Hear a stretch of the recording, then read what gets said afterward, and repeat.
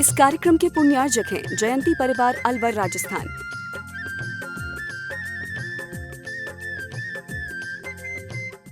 दोनों हाथ उठा के जयकार लगाएंगे। बोले देवादिदेव श्री आदिनाथ भगवान की जय जय जय। देवादिदेव श्री महावीर भगवान की जय जय जय। संत शिरोमणि गुरुराचार्य श्री विद्यासागर जी महाराज की जय जय जय। नवाचार्य श्री समय सागर जी महाराज की जय जय जय। गुणैतन प्रणीता शंका समाधान मानव प्रवर्तक जन जन के संत प्रखर वक्ता बोले परम पूज मुनि श्री प्रमाण सागर जी महाराज की जय जय जय। मुनिवर श्री निर्वेक सागर जी संधान सागर जी महाराज की। देवी अहिल्या की नगरी मालवा किसान इंदौर के आचार्य श्री विद्यासागर सभागार से सायंकालीन टीवी चैनल का बहुचर्चित विश्व विख्यात शंका समाधान के कार्यक्रम में हम और आप अपनी शंकाओं का समाधान गुरुमुख से प्राप्त करें। उसके पूर्व पारस चैनल, जिनवाणी चैनल, आदिनाथ चैनल और प्रमाणिक ऐप के माध्यम से जो इस कार्यक्रम को घर में बैठ के देख और सुन रहे हैं उन सभी का और यहाँ पर उपस्थित समस्त श्रावक श्राविकाओं का धर्म प्रभावना समिति के साथ साथ सकल जैन समाज इंदौर हार्दिक अभिनंदन स्वागत करता है। चलते हैं प्रतिदिन की भांति परम पूज गुरुवर के श्री चरणों में नमन करते हुए आशीर्वाद प्राप्त करेंगे और निवेदन करेंगे। शंका समाधान के कार्यक्रम के लिए दोनों हाथ जोड़ लेंगे और मेरे साथ दोहराएंगे। बोलेंगे हे मुनिवर नमोस्तु नमोस्तु नमोस्तु। और आइए गुरुवर के आशीर्वाद से हम अपनी शंकाओं का समाधान प्राप्त करें। उसके पूर्व मैं उन परिवारों के नामों की घोषणा कर रहा हूँ जिन्होंने आज गुणायतन से जुड़ने का अवसर प्राप्त किया है। निर्माण निधि के रूप में कुमारी निष्ठा जी, सुपुत्री श्री प्रवीण कुमार जैन टीकमगढ़, विकास जी, श्रीमती अंजू जी, दीपक जी, श्रीमती नेहा जैन, शोगानी परिवार जयपुर, अजित जी, शरदचंद जी मनातकर, श्रीमती विभा मनातकर अकोला, इन्होंने निर्माण निधि के रूप में गुणायतन से जुड़ने का अवसर प्राप्त किया। मैं चाहूँ उनके सम्मान में जोरदार तालियां कर सम्मान करें। निर्माण सारथी के रूप में श्रीमती माया जी, धर्मपत्नी श्री जिनेश चंद जी जैन खाम पड़ी छिंदवाड़ा, इनके सम्मान में भी आप जोरदार ताली बजाकर इनका सम्मान करें। और चलते हैं मैं उस परिवार को आमंत्रित करूंगा मंच पे जिन्होंने आज गुणायतन में सूत्रधार के रूप में जुड़ने का अवसर प्राप्त किया। श्रीमती चंद्रकांता जी, धीरेन्द्र जी, आशीष जी, बोबरा परिवार इंदौर अगर उपस्थित हैं तो वे परम पूज मुनिवर के श्री चरणों में नमन करते हुए वंदना का सौभाग्य प्राप्त करेंगे। और उनके सम्मान के लिए मैं आवाज़ दूंगा। ओम। हमारे भाई अनुराग जी शिरोमणि संघर्ष परिवार से, भाई आकाश जी, आलोक जी और पिवड़ी जी के सुपुत्र, ये चारों आएंगे हमारे सम्मानी सूत्रधार परिवार का गुणायतन की ओर से सम्मान का कार्यक्रम संपन्न करेंगे। और मैं चाहूँगा आप जोरदार ताली बजाकर का सम्मान करें। बस प्रतीक चिन्ह। और आइए प्रशांत भाई बिलासपुर, ये सभी केवला परिवार के हमारे सम्मानी श्रीमती चंद्रकांता जी, धीरेन्द्र जी, आशीष जी, बोबरा इंदौर, जिन्होंने आज गुणायतन में सूत्रधार के रूप में जुड़ने का अवसर प्राप्त किया है, आज सम्मान कर रहे हैं। मैं चाहूँ जोरदार ताली बजाकर सम्मान करें। और आइए आज हमारे बीच में वो संस्था यहाँ पर उपस्थित है जो प्रतिवर्ष यहाँ पर जो व्रती हैं उनका सम्मान का कार्यक्रम आयोजित करती हैं।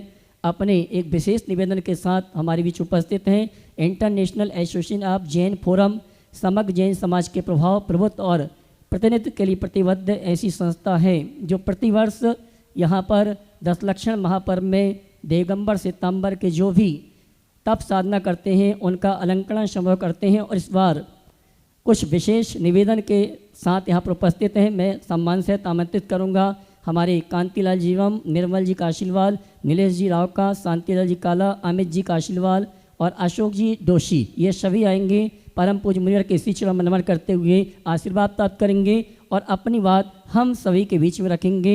International association of Jain forums, जिन्हें गुरु भगवंतों की कृपा मिली, पुण्य वाणी भी खूब फली, अंतर में स्वभावों की माला से तब की आत्म ज्योति जली, ऐसे international association of Jain forum के सभी सदस्य मुनिवर के श्री चरणों में नमन करते हुए आशीर्वाद प्राप्त कर रहे हैं और अपना निवेदन गुरुवर के समक्ष रख रहे हैं। मैं कांतिलाल जी को माइक देना चाहूँगा, वे आएँ और अपनी बात रखें। और महोत्सव कमेटी सम्मान का कार्यक्रम भी संपन्न करेगी। दिलीप जी, अशोक जी और जो भी धन प्लान समिति के पदाधिकारी हैं सम्मान का कार्यक्रम संपन्न करेंगे। हाँ जी। नमोस्तु गुरुदेव, नमोस्तु गुरुदेव, नमोस्तु गुरुदेव। गुरुदेव international association of Jain forum पिछले 5 वर्षों से लगातार जैन समाज के प्रभाव, प्रभुत्व और प्रतिनिधित्व के लिए काम कर रहा है और उसमें मेन कड़ी है कि जैन समाज में एक एकता का भाव प्रादुर्भाव हो। उसी कड़ी में हम तपस्वियों का अलंकरण समारोह प्रतिवर्ष करते हैं और उस अलंकरण समारोह में हम ये करते हैं गुरुदेव, जिस तपस्वी ने 8 से 15 उपवास किए हैं उसको हम जैन श्री की उपाधि से अलंकृत करते हैं। जिस तपस्वी ने 16 से 29 उपवास किए हैं उसको हम जैन भूषण की उपाधि से अलंकृत करते हैं। जिस तपस्वी ने 30 से 44 तक उपवास किए हैं उनको जैन विभूषण से अलंकृत करते हैं। और इसी तरह 45 और उससे ऊपर के उपवास करने वालों को हम जैन रत्न की उपाधि से अलंकृत करते हैं। इस वर्ष हम लोगों ने यह प्लान किया है कि आपके सानिध्य में समस्त ग्रंथ और पंथ के साधु भगवंत यहाँ पे उपस्थित रहेंगे। उनकी उपस्थिति में 13 तारीख को हमने यह कार्यक्रम आपके इस संवत्सरण पंडाल में करने का नियत किया है। गुरुवार हम आपकी प्रोग्राम को हम पूरा दे चुके हैं भाई साहब को और हम चाहते हैं कि आप उसका अनुमोदन करें और 13 तारीख को आपकी स्वीकृति प्रदान करें ताकि अब उस कार्यक्रम को एक सफल रूप प्रदान कर सकें और जैन समाज में एक एकता का प्रादुर्भाव हम कर सकें।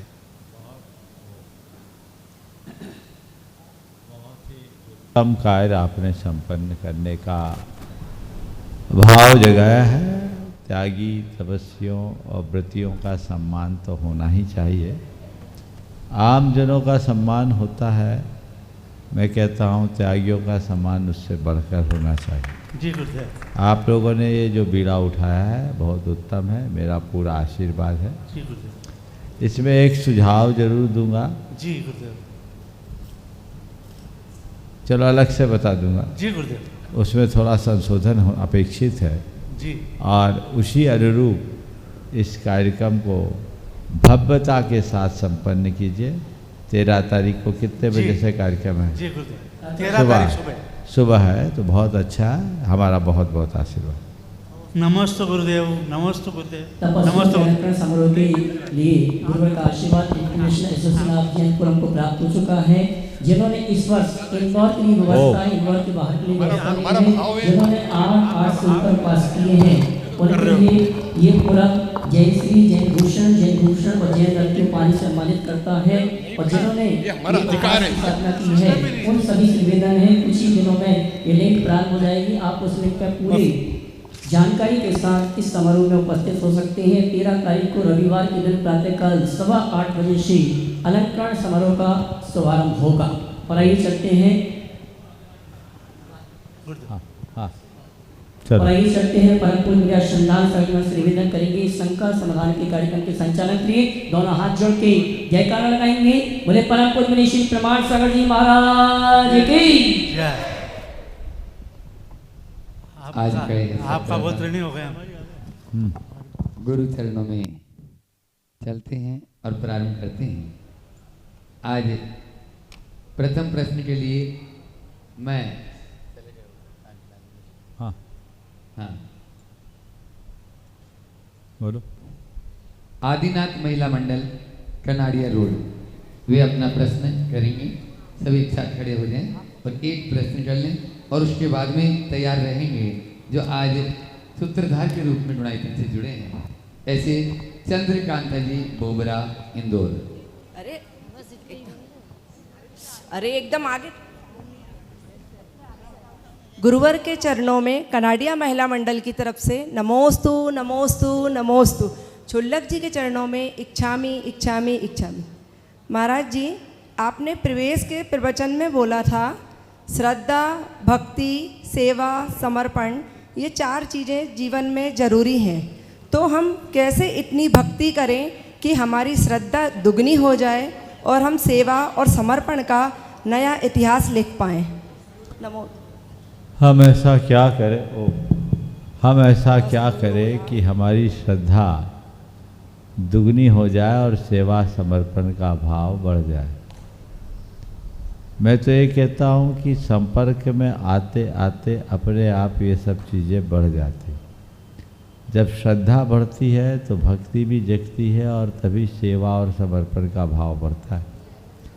अब तो काफ़ी दिन बीत गया, लगभग 3 महीने होने को है। इतने दिनों में तो पूरी फसल पक जाती है। आप लोगों की भी फसल अब पक गई होगी। अब लहलहाती फसल का सही समय पर उपभोग करने का समय आया है। आनंद लीजिए। नमोस्तु महाराज। आगे महाराज जी एक चंद्रकांता जी बोबरा इंदौर, चलो, और उसके बाद में पूछ- तैयार रहेंगे पूछ जय लो। जिनेंद्र महिला मंडल पूछ लो। वेंकटेश नगर। एक सवाल और है। हाँ, एक सवाल और कर रही है आदिनाथ महिला मंडल कनाड़िया रोड इंदौर। महाराज जी के चरणों में बारंबार नमोस्तु नमोस्तु, छुल्लक जी के चरणों में इच्छामी इच्छामी करते हुए मेरी जिज्ञासा है कि मनुष्य व्रत उपवास पूजा पाठ स्वाध्याय और गुरुओं के प्रवचन भी बहुत अच्छे से सुनता है, पूरी पुण्य की क्रियाएं करता है, लेकिन मोक्ष मार्ग पर आगे क्यों नहीं बढ़ पाता है? इसका क्या कारण? कोई काललब्धि कारण बनती है या जीव का प्रमाद ही आड़े आता है? देखिए, धर्म की क्रियाएं करना भी एक प्रकार से मोक्ष मार्ग का ही अंग है। आगे न बढ़ पाने के 2 बड़े कारण। पहला कारण उसकी परिस्थितियां, उसका कर्म का उदय, और दूसरा कारण इन्हीं क्रियाओं में आत्मसंतुष्टि। हमने इतना कर लिया, बहुत धर्म कर लिया, बस इन दोनों का निवारण हो जाए तो हम अंदर की शक्ति को जगाया जा सकता है और ध्येय को सामने उपस्थित रखकर आगे बढ़ा जा सकता है। नमोस्तु महाराज जी, नमोस्तु महाराज जी। चंद्रकांता जी बोबरा जो आज सूत्रधार के रूप में डोनाइटन से जुड़े हैं, पूरा परिवार, और वे अपना प्रश्न गुरुदेव के चरणों में महिला मंडल नमोस्तु तैयार है। नमोस्तु नमोस्तु। गुरुदेव, हमारा प्रश्न है, अतीत को याद करके भविष्य की चिंता में अपने वर्तमान को कैसे सुरक्षित रखें, क्योंकि यही वह समय है जो हमें वर्तमान से वर्तमान की ओर ले जा सकता है। देखिए, वर्तमान से वर्धमान की ओर जाना है तो क्या करें? अतीत से अनुभव पाएं और अतीत के अनुभव को सामने रखते हुए भविष्य का लक्ष्य पूरा करने का संकल्प लें और वर्तमान में चलना शुरू कर दें। भविष्य के विषय में सोचना, सुनियोजित लक्ष्य बनाना बुरा नहीं। अतीत की बातों से सीख लेना अनुकरणीय, पर अतीत की स्मृतियों में उलझे रहना और भविष्य की कल्पनाओं में खोए रहना अच्छी बात नहीं। अतीत की स्मृतियों से हम कुछ सीखें और भविष्य की कल्पनाओं की जगह भविष्य के प्रति सतर्कता अपनाएं। भविष्य के प्रति सजग होना समझदारी है और भविष्य की कल्पना या चिंता में खो जाना पागलपन। अतीत से अनुभव पाना समझदारी है और अतीत की स्मृतियों के बोझ से दब जाना अज्ञानता। तो हम अतीत से पाठ पढ़ें, भविष्य के प्रति सजग रहे और मन मस्तिष्क में एक बात बिठा दें कि हमारे पास जो कुछ भी करने को है उसके लिए केवल वर्तमान है। यदि ये बात हृदय पटल में अंकित हो जाए तो फिर ये सारी दुविधाएं पल में ही दूर हो। नमोस्तु महाराज जी, नमोस्तु। जय जिनेंद्र महिला मंडल वेंकटेश नगर इंदौर, वे अपना प्रश्न कर रहे हैं और उसके बाद में तैयार रहेंगे आज कोयला परिवार। हे गुरुदेव, नमोस्तु नमोस्तु नमोस्ते, इच्छामि इच्छामि इच्छामि। गुरुदेव, कृपया मेरी शंका का समाधान कीजिए। क्या कोई भी श्रावक जिसने पूरी उम्र कभी भी कोई प्रतिमा, दर्शन प्रतिमा, सामयिक प्रतिमा, कोई भी प्रतिमा धारण नहीं की हो और सीधे मुनिपद अंगीकार कर सकते हैं क्या? कृपया मुझे कर सकते हैं क्या? हम लोगों ने किए, इससे बड़ा उदाहरण क्या है? बोलो। मला आधा उम्र घर में निकालने सुनो तो अभी बता रहा, हमने आधा ही उत्तर दिया है। तो पहली बार आपने पूछा कर सकते हैं क्या, तो कर रहे हैं ना। एक बार रहा सवाल पूरी ज़िंदगी यूं ही बिता देने के बाद क्या आखिरी में कोई ऐसा बढ़ना चाहे कर सकता है, बशर्ते उस व्यक्ति की उस घड़ी में वैसी शारीरिक और मानसिक स्थितियाँ हों। यदि वो शारीरिक रूप से सक्षम है तब तो ठीक, शारीरिक रूप से अक्षम है तो उसे मुनि नहीं बनना। मानसिक स्थिरता उसमें नहीं है, वैराग्य नहीं है तो उसे नहीं बनाना।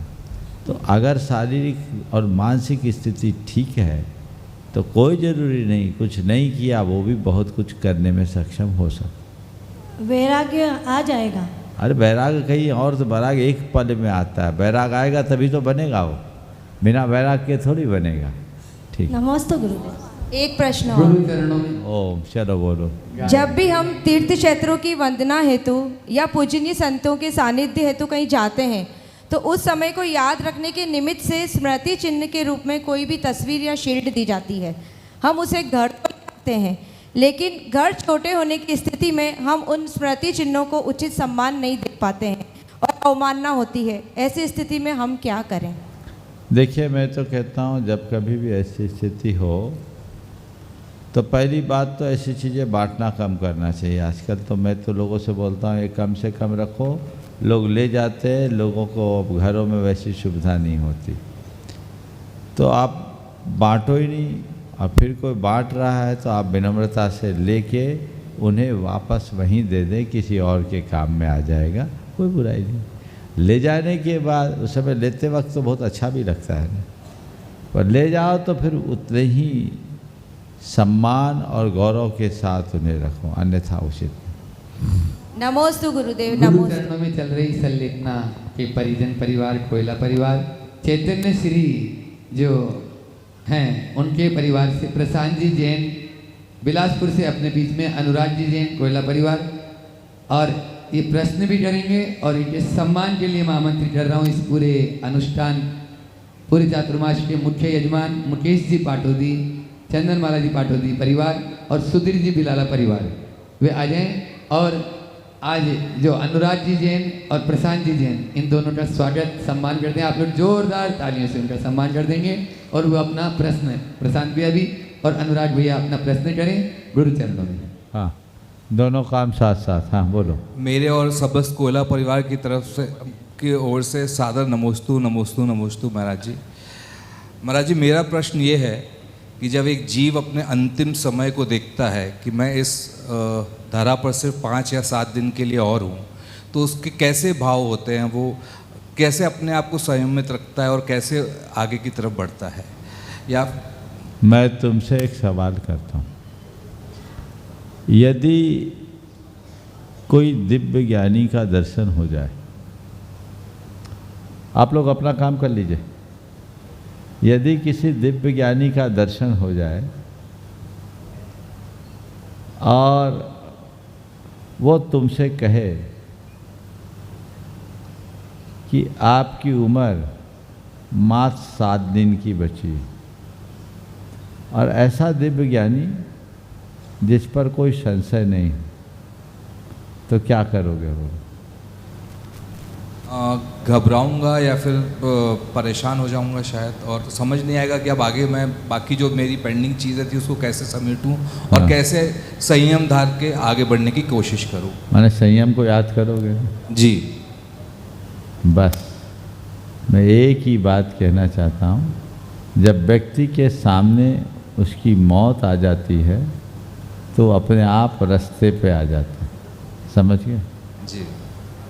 इसी तरह जब किसी को मृत्यु अत्यंत निकट दिखती है, उसकी अंतस चेतना जागृत हो उठती है, और उस जागृत अंतस चेतना के परिणाम स्वरूप उसके जीवन की दिशा और दशा परिवर्तित हो जाती है। एक अलग प्रकार का भाव आ जाता है, अब तो जाना ही है भैया, कुछ कर लो।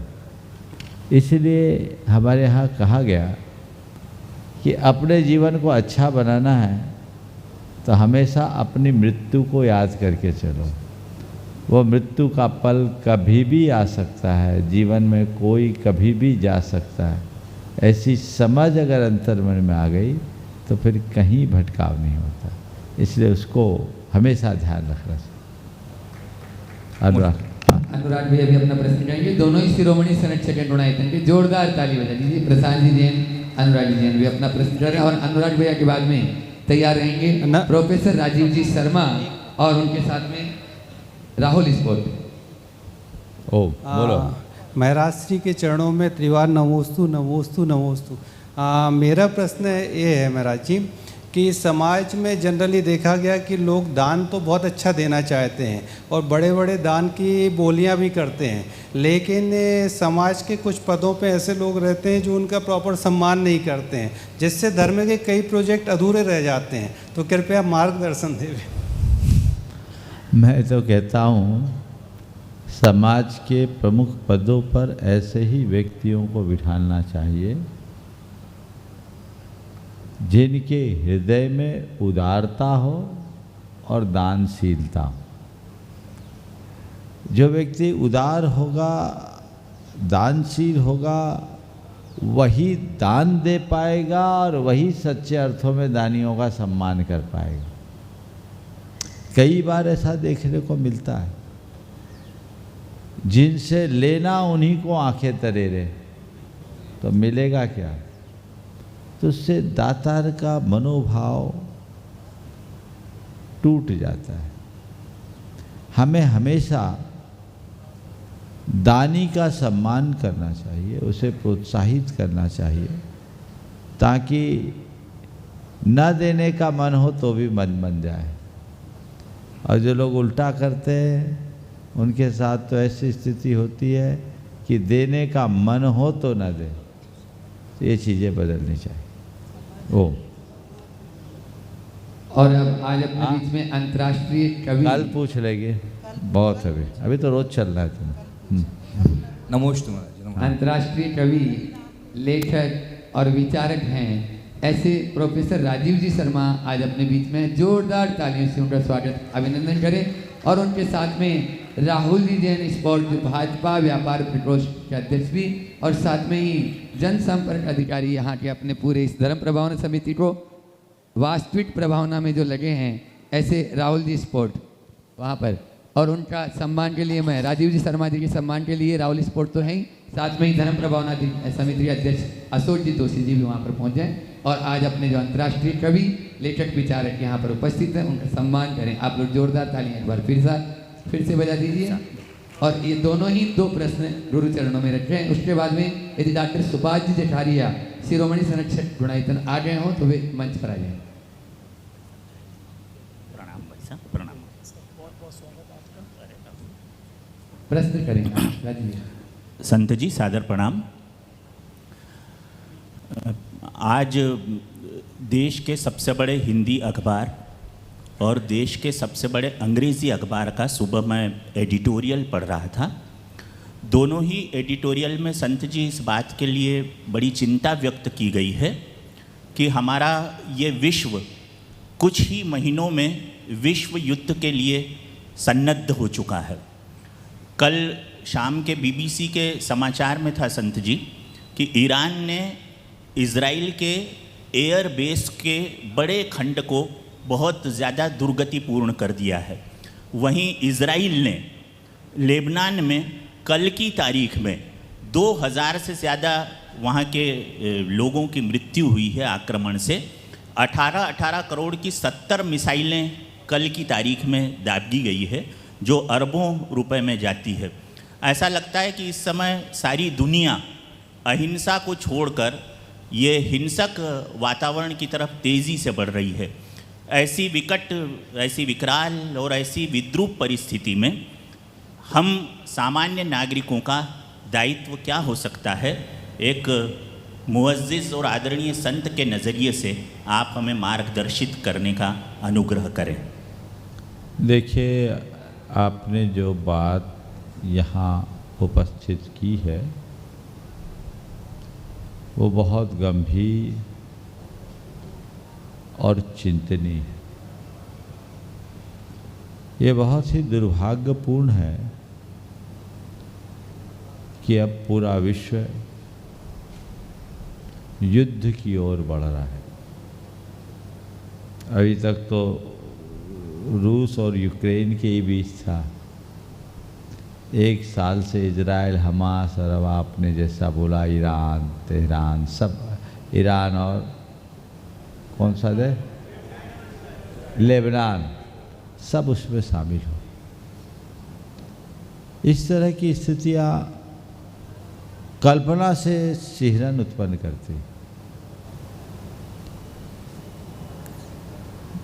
जब ये बात मेरे सामने आई कि ऐसा युद्ध होने वाला है और ऐसा हो गया, शुरू हो गया, तो लगता है कि विश्व कहाँ जा रहा है। ऐसे समय में मेरे मन में एक ही विचार और भाव आ रहा है कि आज विश्व के सभी शांति प्रेमी लोगों को चाहिए कि वे भगवान से प्रार्थना करें कि लोगों को सद्बुद्धि आए और विश्व में शांति स्थापित हो। ऐसा सत प्रयत्न सबको करना चाहिए। आपने ये बात मेरे सामने रखी तो मैं चाहता हूँ क्यों ना ऐसा एक अच्छा कार्य किया जाए कि आने वाले रविवार के दिन इंदौर शहर के सभी धर्म और परंपरा को मानने वाले लोगों को यहाँ एक साथ एकत्रित किया जाए और एक मंच से सर्वधर्म प्रार्थना सभा के रूप में शांति की प्रार्थना की, एक संदेश देने के भाव से कि सब लोग प्रार्थना करें कि युद्ध थमे, अशांति का दौर समाप्त हो, सबके मन में शांति हो, सबके मन में सद्भाव हो, ये प्रयत्न करें। और राजीव जी, आज आप पूरे इंदौर समाज के सर्व समाजों से जुड़े हुए हो। आपकी अपनी एक छवि है, आपकी अपनी एक पहचान है, आपकी अपनी एक प्रतिष्ठा है। आपने मेरे सामने ये बात रखी है तो मैं चाहता हूँ क्यों ना हो ये पूरा कार्यक्रम आपके ही नेतृत्व में संपन्न। आज शुक्रवार है ना, कल शनिवार, परसों रविवार, और ये संदेश सब जगह फैला दीजिए आज से कि रविवारी ये प्रवचन से पूर्व हम सामूहिक प्रार्थना करें, सब धर्म के लोग अपने अपने तरीके से प्रार्थना करें। इसी मंच में आकर हम शांति और सद्भावना के लिए मंगल भावना भाएं और ये तब तक जारी रखें जब तक ये युद्ध और उन्माद शांत ना हो, क्योंकि युद्ध किसी भी समस्या का हल नहीं है, युद्ध खुद में एक समस्या है। जब जब भी युद्ध हुआ है पूरे विश्व में त्रासदी ही मिली है। हम नहीं चाहते कि वर्तमान में ऐसी कोई त्रासदी प्रकट हो और विश्व हिंसा के रास्ते पर आगे बढ़े। हम अहिंसा के उपासक हैं, शांति के उपासक हैं, तो क्यों ना हम शांति का मार्ग प्रशस्त करें और एक संदेश यहाँ से हम देना शुरू करें। और हम मानते हैं केवल हम आपकी प्रार्थना से कुछ नहीं होने वाला, लेकिन मुझे लगता है जिस दिन सारा विश्व इस बात के लिए आंदोलित होगा और सब शांति की भावना भाते हुए सकारात्मक वाइब छोड़ेंगे तो उसका प्रभाव जरूर पड़ेगा। और इन लोगों के मन पर उसका प्रभाव पड़ गया तो पूरा विश्व एक बहुत बड़ी त्रासदी से बच सकेगा। मैं चाहता हूँ यदि ये संभव है तो इसे कर लिया जाए। जी संत जी, आपके चलिए तो आप इसकी रूपरेखा बनाइए और धर्म प्रभावना समिति से मैं कहता हूँ इन्हें इस कार्यक्रम को हाथों हाथ लेते हुए करना क्या, पंडाल बना हुआ है, सारी व्यवस्थाएं हैं, सर्व समाज को आपको आमंत्रित करना है। जैन समाज तो ये कार्य करेगी ही, पर ये आम जन मानस को जोड़कर सर्व धर्म के जो भी उपस्थित धर्म गुरु यहाँ आ सके उनको भी यहाँ बुलाए और हम एक ऐसी प्रार्थना करें जो प्रतीकात्मक प्रार्थना हो और उससे सबके मन में प्रेरणा जगे और सब लोग ऐसा काम कर सके ताकि हम पूरे विश्व को बचा सके। और इसका समय जो 8:30 से हमारे प्रवचन का समय है वो पूरा 2 घंटे का एक कार्यक्रम रविवार को सुनिश्चित कर लिया जाए। बहुत बहुत आशीर्वाद। धन्यवाद सर। हाँ राहुल भैया जी, राहुल स्पोर्ट अपना प्रश्न कर रहे हैं और उसके बाद में तैयार रहेंगे महेंद्र जी, दीप्ति जी जैन, सतना प्रेमी परिवार। महाराज जी मेरा सिर्फ प्रश्न यही है, आज प्रोफेसर राजीव शर्मा जी सर से सुबह मुलाकात हुई तो दोपहर में मेरी चर्चा हुई और गुरुदेव आपने आशीर्वाद दे दिया, तो बस मैं यह चाहूँगा कि सभी लोग इस कार्य को सफल करने में हमारे साथ में पूरी धर्म पुराण समिति आप रहें, यही आशीर्वाद चाहिए महाराज जी, यही मेरा प्रश्न है। धन्यवाद। चलो आगे बढ़िए। महेंद्र जी, दीप्ति जी जैन, सतना प्रेमी परिवार, अपना प्रश्न गुरु चरणों में रखें और उसके बाद में श्रीमती डाली जो माल गुजार परिवार से वे तैयार रहेंगे। और मैं चाहूँगा महेंद्र जी, दीप्ति जी जो सतना प्रेमी परिवार से, आप वहाँ पर धर्म प्रभावन समिति के पदाधिकारी वहीं जाकर उनका सम्मान कर दें। दिलीप जी गोदा और मुकेश जी पाटोदी और चले जाए अशोक जी दोषी। महिलाओं को भेजो ना। मुनि श्री के चरणों में मेरे और मेरी परिवार के ओर से 3 बार नमोस्तु एवं मंच पे स्थित सभी क्षुल्लक महाराजों के चरणों में इक्षामि। महाराज श्री, मैं अपने जीवन के इस दौर पे हूँ कि जहाँ करियर ही मेरी सर्वोच्च प्राथमिकता है, तो मुनि श्री मेरा आपसे यह प्रश्न है कि करियर को चूज़ करते वक्त हमारे दिमाग में किन किन बातों का होना ज़रूरी है और आज के समय में हम भटकाव से कैसे बचें, क्या सतर्कता रखें और इस समय में हमारे प्रियजनों को हमारे साथ कैसा व्यवहार करना चाहिए, हमें कैसे प्रोत्साहित करने चाहिए। बहुत अच्छा सवाल किया है। सवाल केवल तुम्हारा नहीं, तुम जैसे अनेक छात्र छात्राओं का। कैरियर प्राथमिकता है, लेकिन कैरियर को ही अपनी प्राथमिकता नहीं बनाना। एक बात सदैव ध्यान रखना है, जीवन के लिए कैरियर है, कैरियर के लिए जीवन नहीं। कैरियर से बड़ा कैरेक्टर है। हमें कैरेक्टर के मूल्य पर कैरियर को कभी बढ़ावा नहीं देना, समझिए। दूसरी बात, आज के समय में जो कैरियर को लेकर बनी हुई धारणा है, इसे बदलना चाहिए। तुम अपना कैरियर किस में समझती हो?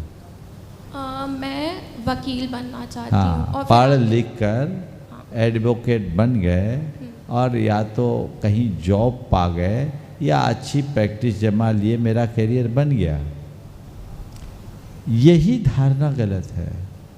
डिग्री पाना, नौकरी पाना, पैकेज पाना, प्रभाव पाना, पैसा कमाना, पहचान बनाना, ये कैरियर नहीं है।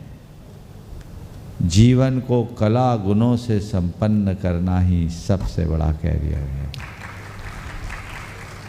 तो तुम लोग पढ़ने आए हो, केवल डिग्री की तरफ ध्यान मत दो, कला गुणों से संपन्न रखो। तुम्हारे पास 1000 डिग्री हो लेकिन कला गुण संपन्नता न हो तो कभी मोहताज हो जाओगे। और जिसके पास कला और गुण होंगे वो कभी बेकार नहीं होगा, वो कभी भूखे नहीं मर सकता। एक समय था जब हमारे देश में हमारी शिक्षा की मूलभूत अवधारणा यही थी, कला और गुणों का विकास, हर कोई स्किल्ड होता था। इसलिए उस समय देश में एक भी आदमी बेकार नहीं होता था, एक भी आदमी भिखारी नहीं होता था, बेरोजगार नहीं होता था। तो मेरा पहला कहना है कि कला गुणों से मंडित करो अपने आप को, अपने संस्कारों को सुरक्षित रखें।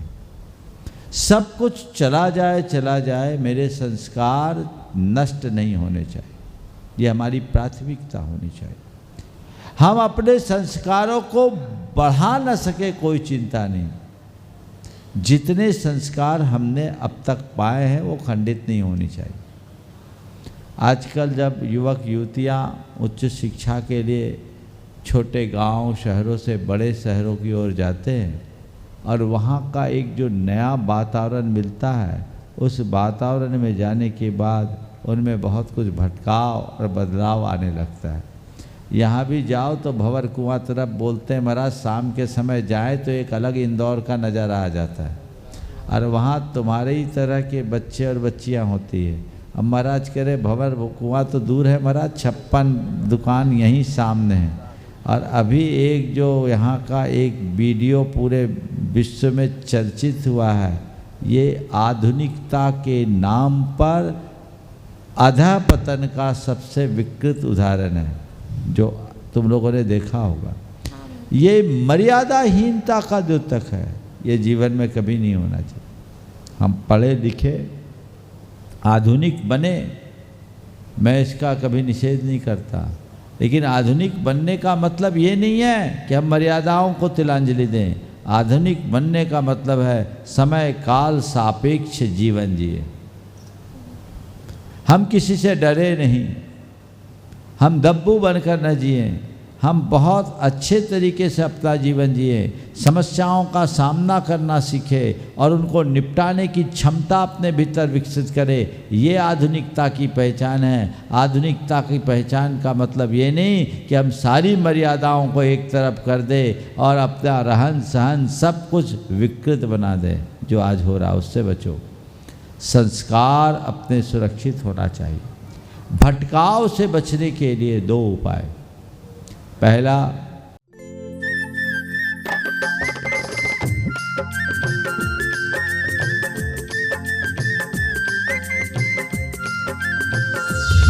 इस कार्यक्रम के पुण्यार्जक हैं जयंती परिवार अलवर राजस्थान।